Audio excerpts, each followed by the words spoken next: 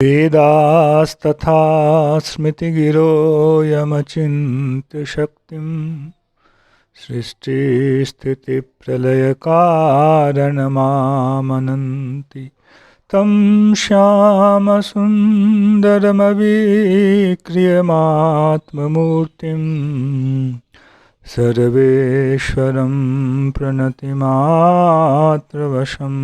भजामः।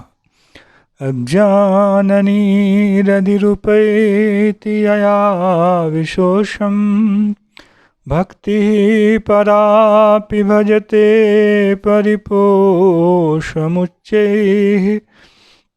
तत्त्वं परं स्फुरति दुर्गममप्यजस्रं साद्गुण्यभृत्स्वरचितां प्रणमामि गीताम्। नारायणं नमस्कृत्य नरं चैव नरोत्तमं देवीं सरस्वतीं व्यासं ततो जयमुदीरयेत्।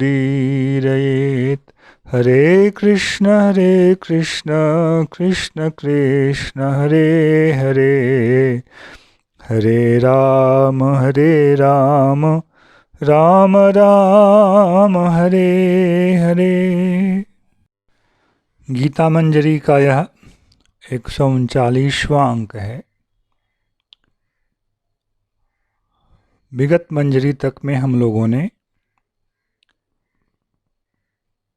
समाधि का कुछ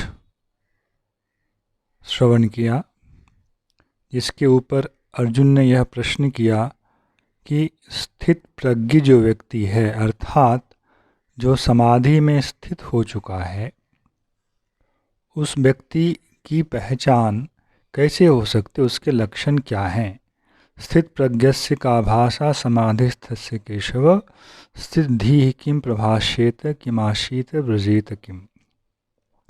आज हम लोग श्लोक संख्या 255 पर चर्चा करेंगे, जिसमें भगवान अर्जुन के इस प्रश्न का उत्तर दे रहे हैं। किंतु स्थित प्रज्ञ शब्द आया है, तो प्रज्ञा शब्द को पुनः एक बार ठीक से समझ लिया जाए तो आवश्यक, तो यह बहुत अच्छा होगा।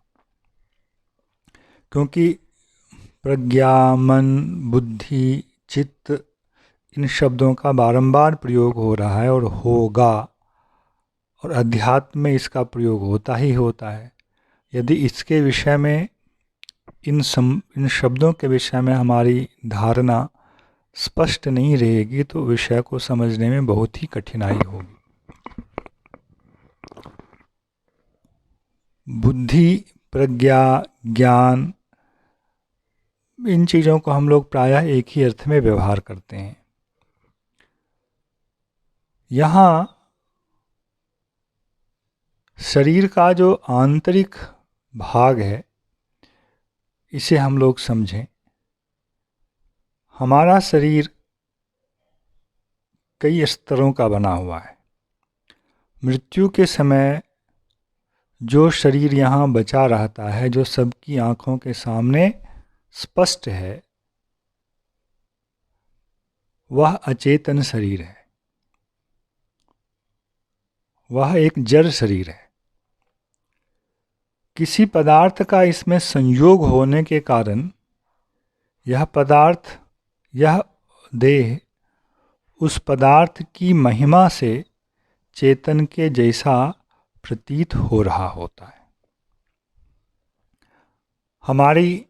हमारी जो बुद्धि है, हमारा मन है, जो हमारा अंदर अनुभव करने की फैकल्टी है, ये सब मृत्यु के समय इस शरीर में उपलब्ध नहीं होते हैं। इसलिए हम कह देते हैं यह व्यक्ति मर गया। यह तो हमारा बाह्य शरीर है। इस बाह्य शरीर के भीतर इसकी तुलना में सूक्ष्म एक आवरण है जो इंद्रियों का आवरण कहलाता है। हमारी 5 ज्ञानेंद्रियां हैं और 5 कर्मेंद्रियां हैं।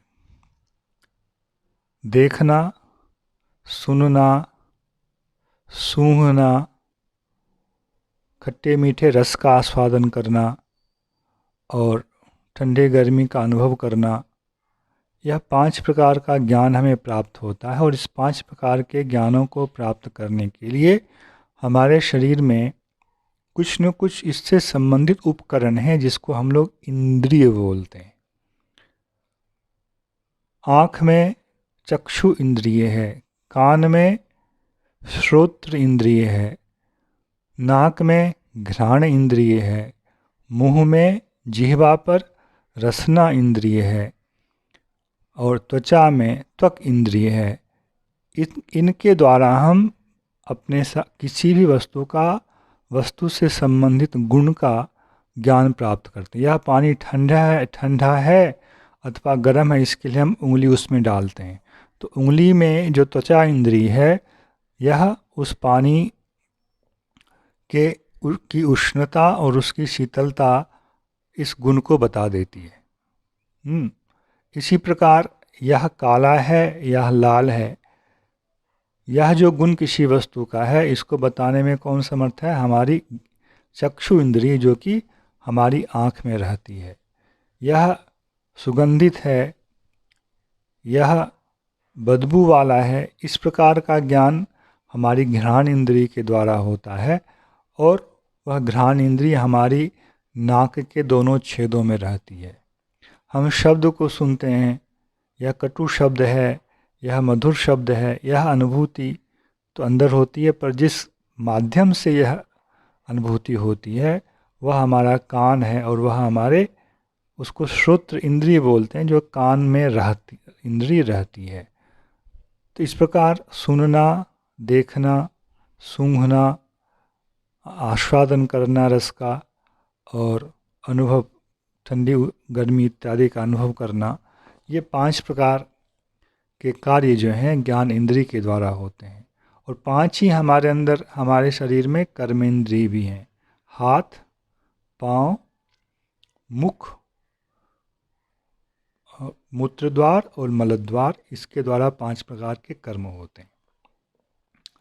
तो यह स्थूल शरीर में रहता है, किंतु इंद्रिय जो है इससे सूक्ष्म। आँख रहने पर भी कोई अंधा होता है, कान रहने पर भी कोई बहरा होता है। क्यों? क्योंकि इंद्रिय के रहने का स्थान होने पर भी इंद्रिय में कुछ दोष हो जाता है, जिसके कारण वह उस विषय से संबंधित ज्ञान को ग्रहण नहीं कर पाता है।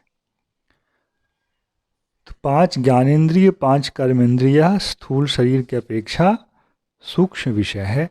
यह भी हमारे अंदर एक शरीर के रूप में रहता है। इन 10 इंद्रियों से भी पीछे, इनसे भी सूक्ष्म जो है वह हमारा मन है, हमारी बुद्धि है, हमारा अहंकार है और हमारा चित्त है। ये 4 अंदर के विभाग और हैं, जिसके द्वारा 4 प्रकार के कार्य होते हैं। मैं यह शरीर हूँ, यह जो भावना अंदर होती है, जिस कारण से उसे हम लोग अहंकार कहते हैं। मैं अच्छा खाना चाहता हूँ, नमक खाना चाहता हूँ, मीठा खाना चाहता हूँ, यह करना चाहता हूँ, वह करना चाहता हूँ, इस प्रकार की तमाम कामनाएं, असीम कामनाएं जहाँ उदित होती हैं, उस विभाग को मन कहा जाता है। और मैं वहाँ जाऊँ या ना जाऊँ, इस प्रकार का जब मन में एक विकल्प उठता है, तो वहाँ जाना चाहिए या नहीं जाना चाहिए, इसका कारण के साथ विश्लेषण जो भाग करता है, उसे हम लोग बुद्धि कहते हैं। और पिछले अनुभव, मैंने कल अमुक वस्तु का भोजन किया था, आज जो हम इस विषय को स्मरण करते हैं, यह जिसके द्वारा होता है उसे चित्त कहते हैं। चित्त में ही पिछले अनुभवों का संस्कार होता है। इस प्रकार 10 इंद्रियां, ज्ञानेंद्रियां और कर्मेंद्रियां, इनके पीछे जो है वह मन, बुद्धि, चित्त और अहंकार, ये 4 चीज़ें होती हैं। इसके पीछे माया का एक और स्तर होता है, जिसे हम लोग कहते हैं अविद्या। और अविद्या के नीचे, अविद्या से भी पीछे वह शुद्ध तम पदार्थ जीवात्मा होता है जो माया में लिपटा हुआ होता है। अविद्या के द्वारा लिपटना, माया के द्वारा लिपटना, यह एक ही विषय है। हमारे अंतःकरण में बुद्धि है जिसके द्वारा हम विषय का विश्लेषण करते हैं। किसी कठिन विषय को जब हम समझते हैं तो यह किसका कार्य है? बुद्धि का। कोई व्यक्ति समझ पाता है, कोई नहीं समझ पाता है, क्योंकि उसकी बुद्धि उस प्रकार से विकसित होती है। किंतु समझने का प्रयत्न जो करता है वह प्रयत्न करने वाला दोनों में है। बुद्धि किसी की मंद और किसी की तीक्ष्ण भले ही हो, किंतु प्रयत्न करने वाला दोनों के अंदर है। वह जो प्रयत्न करने वाला है वह वस्तुतः ज्ञाता है। बुद्धि ज्ञान का उपकरण है, किंतु ज्ञान को ग्रहण करने वाला जो है वह जीवात्मा ही होता है। इसलिए जीवात्मा को ज्ञाता कहा जाता है। शुद्ध ज्ञाता जीवात्मा ही होता है।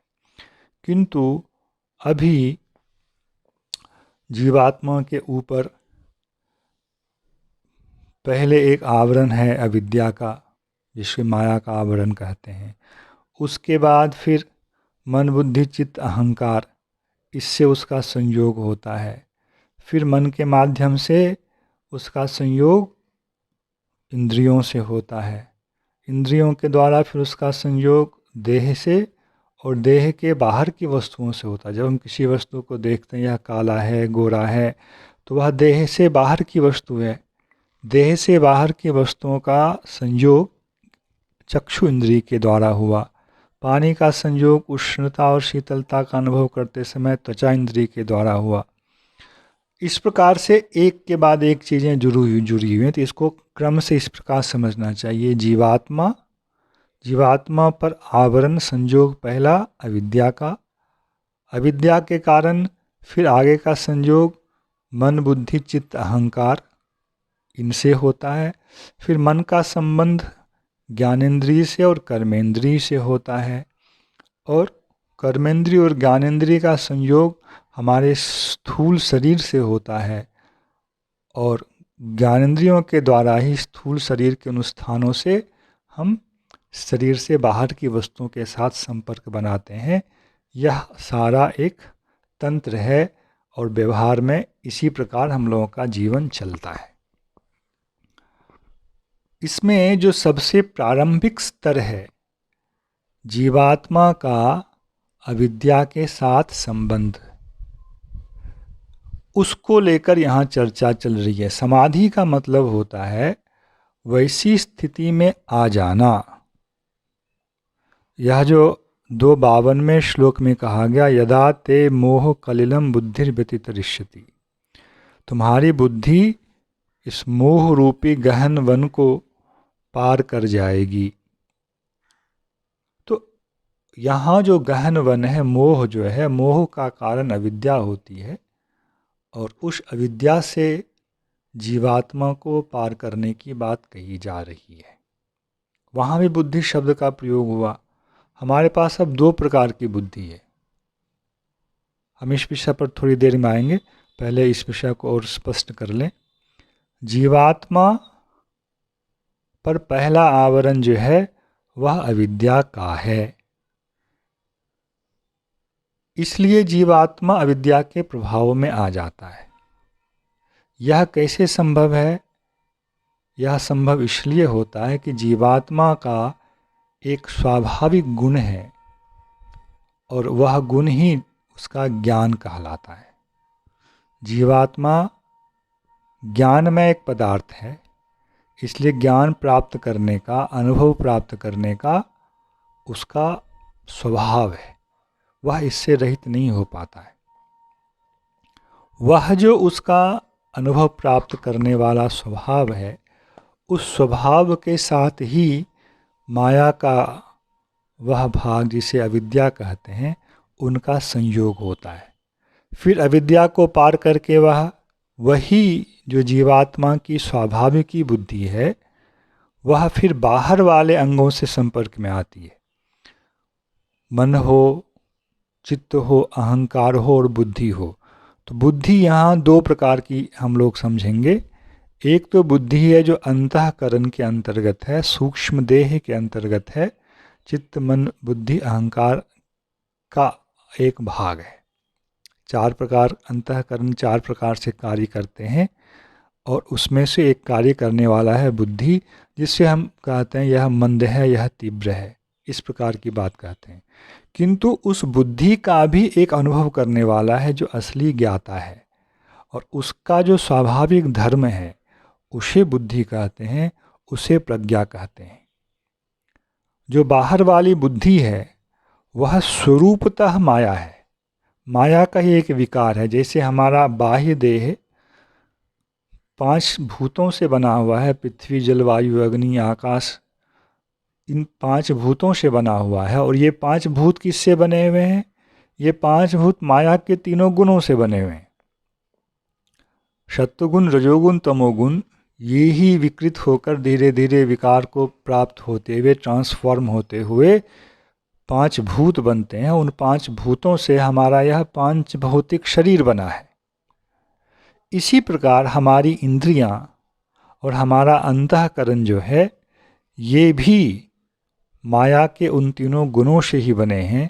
इसलिए जो हमारी बुद्धि है, हमारा मन है, हमारा अहंकार है, ये सभी मायिक द्रव्य हैं, गुणात्मक द्रव्य हैं, त्रिगुणात्मक हैं, सत्वगुण रजोगुण तमोगुण के मिश्रण से बने हुए होते हैं।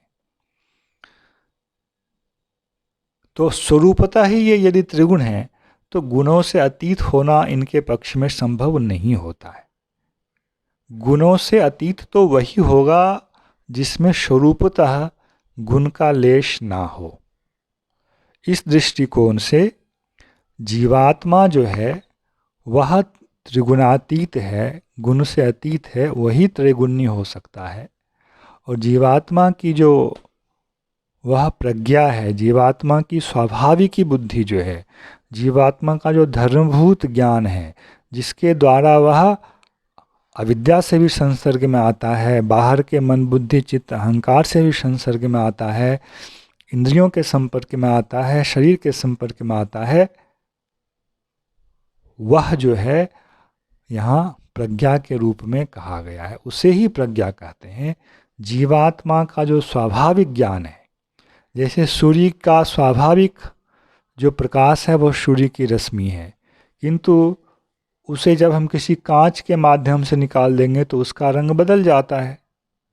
वैसे ही जीवात्मा का जो स्वाभाविक चैतन्य है उसे ही यहाँ प्रज्ञा कहा गया है, किंतु अविद्या से संसर्गित होकर फिर वह मन बुद्धि चित्त अहंकार से संयुक्त होता है, फिर इंद्रियों से संयुक्त होता है, फिर देह से संयुक्त होता है। देह से संयुक्त होता है इसलिए उसके अंदर मैं देह हूँ यह भावना बनी रहती है।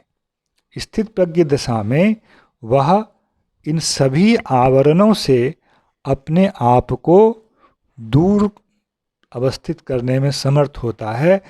उसी दशा को कहते हैं समाधि। और उसी दशा में अब उसका माया के किसी भी अंश के साथ संयोग नहीं रहता है और परमात्मा के साथ संयोग हो जाता है। और उस दशा को ही भगवान ने कहा है समाधा वचला बुद्धिस्तदा योगम अवाप्स्यसि। जब समाधि में तुम्हारी निश्चल बुद्धि हो जाएगी तब तुम योग को प्राप्त करोगे, अर्थात उस समय अविद्या के साथ भी तुम्हारा जो पहला आवरण है अविद्या का, उसके साथ भी तुम्हारा संबंध नहीं रहेगा, तब तुम योग को प्राप्त होगे। हम लोगों के व्यवहार में देखें, जागृत अवस्था में हम लोग बाहर के देह के साथ संयुक्त रहते हैं, स्वप्न की अवस्था में इस देह के साथ संयुक्त नहीं होते हैं, मन के साथ संयुक्त होते हैं और फिर अलग अलग विचित्र चीज़ों को स्वप्न में देखते हैं। सुषुप्ति की दशा में मन के साथ भी संबंध नहीं होता है।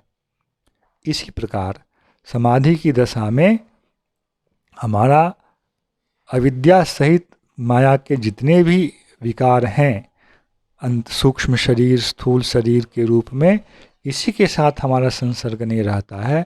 उस समय फिर जीवात्मा का संबंध केवल भगवान से बचता है। उस स्थिति को योग की स्थिति अथवा समाधि की स्थिति कहते हैं। जय श्री कृष्ण। हरे कृष्ण कृष्ण कृष्ण हरे हरे, हरे राम राम राम हरे हरे।